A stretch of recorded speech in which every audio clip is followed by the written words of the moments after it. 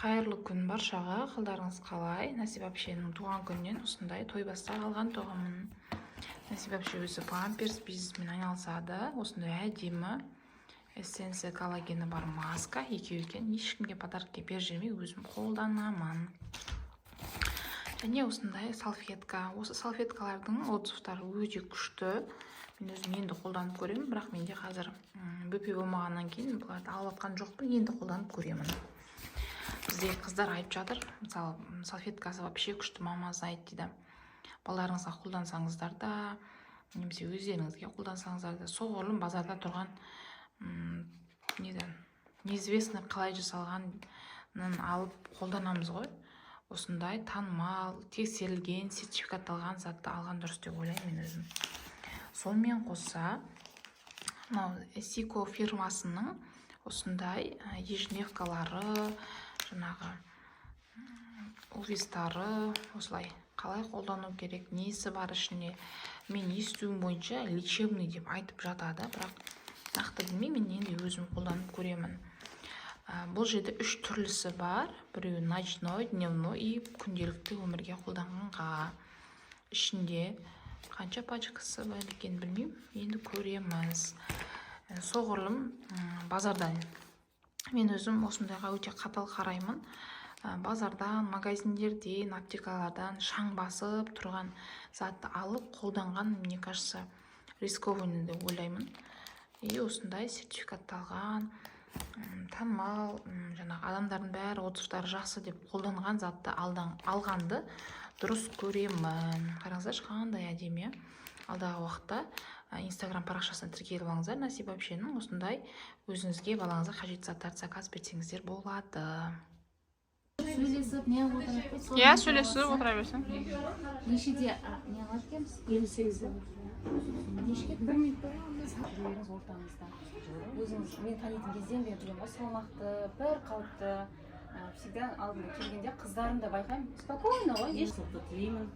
Жігіттің екеуін дүниеге алып келген балапандар тек қана қызығын көріп, осы балалардың жетістік рахатын көріп, сіз біздің ажырамай, осындай кең дастарханда ойнап күліп жүре берейік. Мына ораза бәріміз өз несімен деп жүре беремін да мен ше. Андай жаңағындай азғырып жатқан жоқ та шайтан ше. Өзімнен деген сияқты. Арам ой болып жатқан жоқ. Роза, сен не дейсің? Мен де сондай болатын. Жұмыс іздеп жүресің да, бірақ ойында біреумен ұрысып жатсың. Кезінде маған гормондар өзгеріп, сенде не қылып жатыр ғой. Жаңағы болады ондай. Бұрыннан сондай. Қолың босап, бірдеңе істеп жүрсең, идеялар ойлайсың ғой, кейде сен біреумен ұрысып жатасың. Одан кейін ше? Ал қазір менде ойым полный боста, ешкіммен үйтіп бұрынғыдай ол жаман ойлар келмейді. Саған кезінде бүйтіп айтқан, ал енді сен бүйтіп айтасың деп. Ойыма ой, білмеймін айтырсың. Одан кейін ораза басталғалы менде жаман түстер кірмейді.